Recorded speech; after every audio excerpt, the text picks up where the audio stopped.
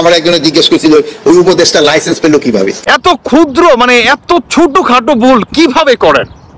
মানে আপনি বললেন যে মন্ত্রী, প্রাইম মিনিস্টার, স্পিকার, রাষ্ট্রপতি, এটা ওটা সেটা, মানে যারা নাকি আপনার সংসদে বড় বড় ভূমিকা রাখে, তাই না? তারা এখন উনি কি সংসদে বসছে বা উনি কি জনগণের ম্যান্ডেটে আসছে, কিংবা উনি কি বর্তমান কোনো নির্বাচিত কোনো এমপি মন্ত্রী হয়েছে? তাহলে ওনার এই লাইসেন্সটা পাইল কোথায় বলেন তো? এখন বলবেন যে স্বৈরাচারকে মুক্ত করছে জনগণ, ওকে বসাইছে। আচ্ছা পররাষ্ট্র উপদেষ্টা, আপনার কাছে আমার এই অবুঝ মনের আরো একটি প্রশ্ন, সেটি হচ্ছে কোন জনগণ বসাইছে বলেন তো? আওয়ামী জনগণ বসাইছে না? প্রশ্নই আসে না, কারণ স্বৈরাচার তো বলে। তো বিএনপির জনগণ বসাইছে, তাও বসায় নাই। কোন জামায়াত বসাইছে? না, সেটাও 50-50%। হ্যাঁ, আপনার সহমত থাকতে পারে মানুষের। তাহলে কোন জনগণ বসাইছে বলেন তো? কারণ বাংলাদেশ তো একটা গণতান্ত্রিক দেশ, আর এই গণতান্ত্রিক দেশে কিংবা সবচেয়ে বেশি ম্যান্ডেটের অধিকারী হচ্ছে আওয়ামী লীগ, তারপরে তার আশেপাশেই অলমোস্ট সেম আপনার বিএনপির অবস্থান। তাহলে বিএনপিও বসাইলো না, আওয়ামী লীগও বসাইলো না, আর এই দুইটা দলের পরে আপনার ম্যান্ডেটের অধিকারী হচ্ছে জামায়াত। তো জামায়াতও বসাইলো না, তাহলে বসাইছেটা কেনা? ও, আপনারা গণঅভ্যুত্থান করছেন। এখন এই গণঅভ্যুত্থান করে আপনাদের যেই মানে কি বলে যে লিজ কুঠার নামে আন্দোলনে, তাহলে কি আপনাদের আগে থেকে এটা কি ম্যাটোক্লাস ডিজাইনের ভিতরে ছিল নাকি যে আমরা এগুলো করব? আমরা জনগণের ভোট না পেয়ে কিংবা নির্বাচন ছাড়াই আমরা এমপি মন্ত্রীর যে পাওয়ার বা এমপি মন্ত্রী যেই সুযোগ সুবিধা পেত, আমরা সমস্ত কিছু এই অন্তর্বর্তীকালে সরকার গঠিত করে আমরা সমস্ত সুযোগ সুবিধা ভোগ করে যাব। এটাই তো হচ্ছে বর্তমান। মানে আপনারা তো এগুলাই ঘটাচ্ছেন। মানে আপনার বর্তমান বাংলাদেশে এত জনপ্রিয়তা, কারণ আপনি খুবই সরল মনের একজন মানুষ, আপনার মনে কোনো কিন্তু নাই।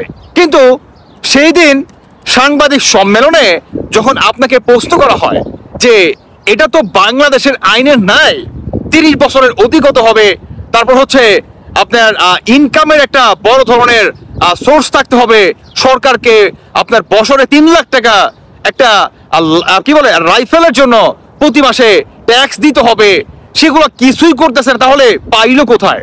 লাইসেন্সই বা পাইলো কোথায়? কিংবা এয়ারপোর্টেই বা কেন তিনি গ্রেফতার হলো না? মানে এই ধরনের, তখন কিন্তু আপনি হিমশিম খেয়ে গেছিলেন। জাস্ট আপনি হিমশিম, তখন আপনার চেহারাটা জাস্ট দেখার মতো ছিল, অনেকটা ঠিক এরকমই, বুঝতে পারছেন? তাহলে এই যদি হয় আপনার অবস্থান, এটা কি নিরপেক্ষ হলো বলেন তো? এখন সাধারণ জনগণ কি বলতেছে?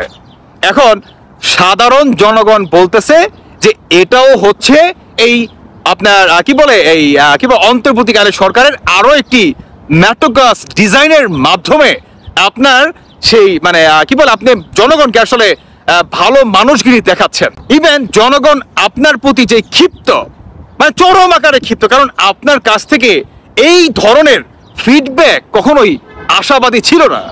কারণ জনগণ চাচ্ছিল, যেহেতু আপনি বর্তমান সাধারণ জনগণের হয়ে কাজ করতেছেন, তাই না? রাজপথে নেমে প্রতিটা কাজের পদক্ষেপ বা রেজাল্ট আপনি জনগণকে দেখাচ্ছেন ফেসবুক লাইভের মাধ্যমে।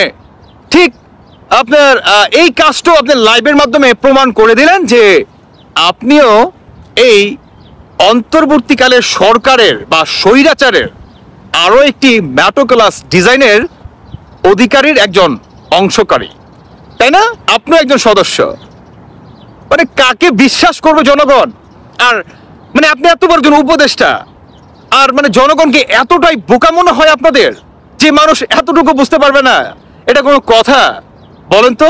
উনি জনগণের ম্যান্ডেটের মাধ্যমে আসে নাই, ইভেন আমাদের বাংলাদেশের সংবিধানেও নাই। তাহলে বলেন তো, মানে একে তো অবৈধ, তার উপরে আবার কি মানে আপনি কি বলে ওই কাটা গায়ে নুনের ছেটা, তাই না? এগুলো কি ঠিক হচ্ছে? জাতি কি আপনাদের ক্ষমা করবে? শুনুন একটা কথা বলি, আপনার বয়স যথেষ্ট হয়েছে, মানুষের গোলামি বাদ দেন। কেমন ওই যে আওয়ামী লীগের গোলামি করতে বলতেছি না, আর বিএনপির কিংবা জামায়াতেরও গোলামি করতে বলতেছি না। আমাদের সাধারণ জনগণের হয়ে কেউ কাজ করে না, জনগণের হয়ে কাজ করেন। কারণ আপনি যে প্ল্যাটফর্মে ছিলেন, প্রতিটা কাজের রেজাল্ট আপনি পাবলিকের সামনে দেখাচ্ছিলেন, আমরাও মুগ্ধ হয়ে দেখতাম। আপনার প্রতি অন্যরকম একটা ভালোবাসা কাজ করতো, এখন আর কাজ করে না। কারণ আমরা বুঝে গেছি যে এটা আরো একটি ম্যাটোগ্লাস ডিজাইনের মাধ্যমে জনগণের চোখে আপনারা কাপড় পরাচ্ছেন, অনেকটা কানামাছির মতো, বুঝতে পারছেন?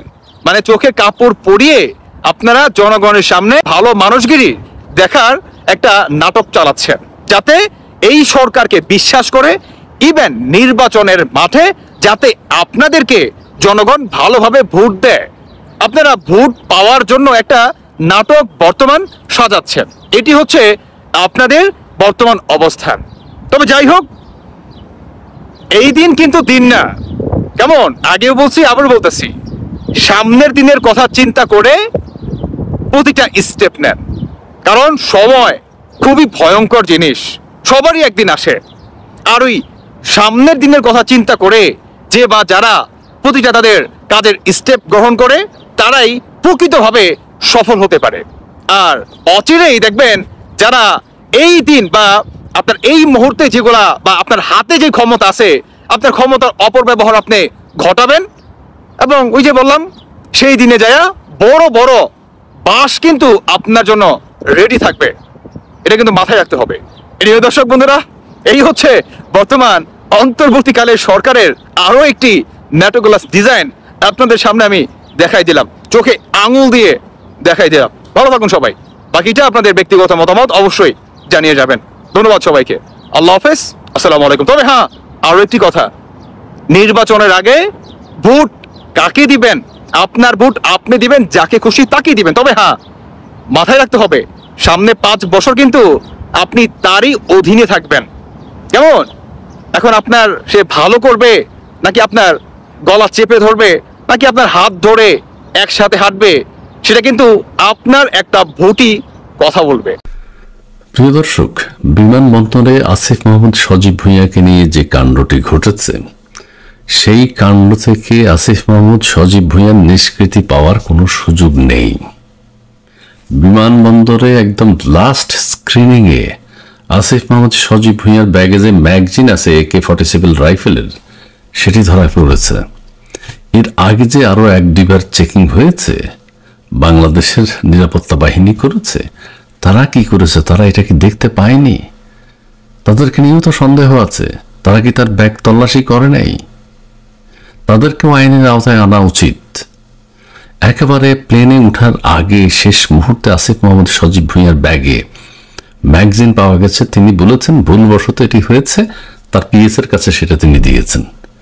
এটা হতে পারে না, PS এর কাছে দেওয়ার কোনো সুযোগ নেই। এটা আইন শৃঙ্খলা বাহিনীর নিয়ন্ত্রণে নিতে হবে, আইন শৃঙ্খলা বাহিনীর কাছে থাকা উচিত এটি। কিন্তু ম্যাগজিন PS এর কাছে দেওয়া হচ্ছে, এটা হয় না। আর ভুলবশত তিনি কিভাবে বলেন?